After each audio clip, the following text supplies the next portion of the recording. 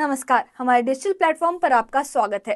वक्फ संशोधन विधेयक अब कानून बनने के बेहद करीब है। लंबी बहस और सत्ता और विपक्ष की तीखी तकरार के बाद लोकसभा और राज्यसभा दोनों ने इस बिल को मंजूरी दे दी है।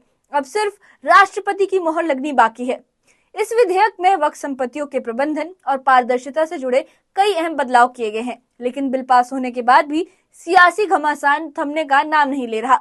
आखिर क्या है पूरा मामला, देखिए इस खास रिपोर्ट में। The bill is passed.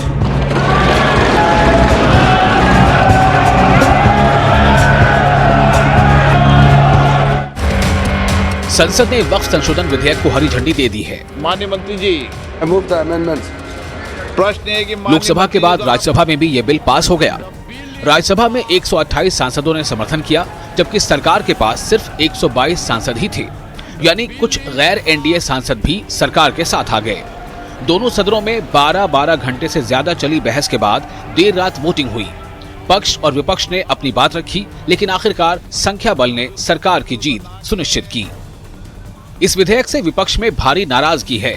पश्चिम बंगाल की मुख्यमंत्री ममता बनर्जी ने इसे रद्द करने की बात कही, तो तमिलनाडु के मुख्यमंत्री एम.के. स्टालिन ने सुप्रीम कोर्ट जाने की घोषणा की।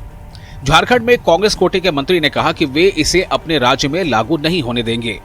विपक्ष इसे अल्पसंख्यक अधिकारों पर हमला बता रहा है।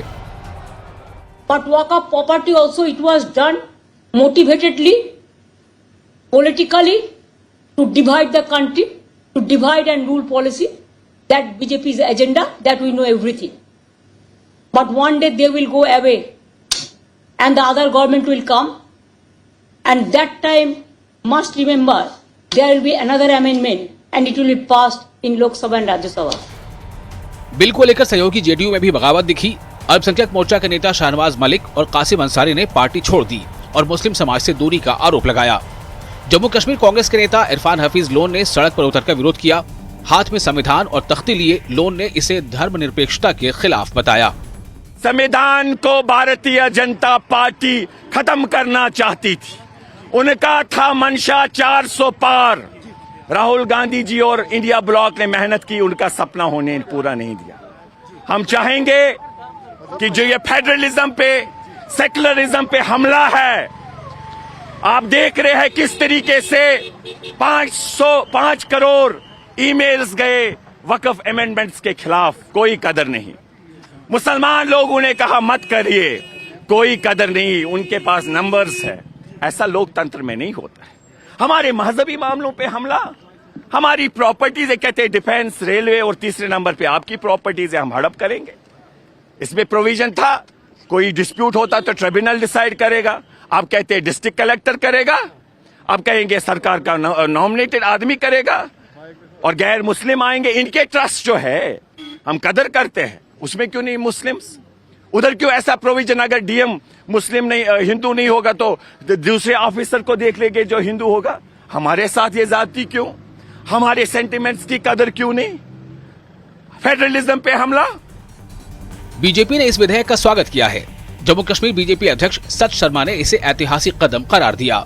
मैं मुबारकबाद देना चाहता हूं देश भर में रहने वाले हमारे मुस्लिम समाज के उन गरीब लोगों को, उन मीडियाकर फैमिलीज के लोगों को, जिनको इस अमेंडमेंट के बाद, एक्ट बनने के बाद फायदा होने जा रहा है। और किसी किस्म की दखलियात जो है किसी दूसरे धर्म द्वारा इस एक्ट में जो है वो नहीं की जा रही। वक्फ अपने लोगों द्वारा ही, उनके लोगों द्वारा ही चलाया जाएगा। लेकिन कुछ संशोधन जो इस देश के हित में थे, जो इस आम समाज के हित में थे, जो गरीब लोगों के हित में थे, वो संशोधनों के साथ ये बिल जो है वो पारित हुआ है। अब ये विधेयक राष्ट्रपति के पास जाएगा। सरकार इसे वक्फ प्रबंधन में पारदर्शिता और सुधार का कदम बता रही है, जबकि विपक्ष इसे अधिकारों पर चोट मानता है। सवाल ये है कि क्या ये बिल वाकई बदलाव लाएगा या सियासी जंग का नया मैदान बनेगा?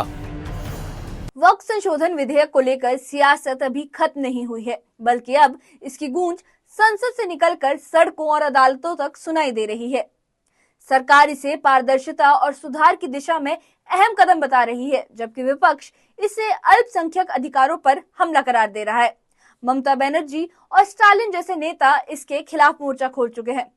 तो बीजेपी इसे ऐतिहासिक बता रही है। अब सबकी निगाहें राष्ट्रपति की मंजूरी और इसके लागू होने के बाद की सियासी और कानूनी लड़ाई पर टिकी है। क्या ये विधेयक वक्फ संपत्तियों की हिफाजत करेगा या ये कोई नया विवाद खड़ा करेगा, ये देखना दिलचस्प होगा।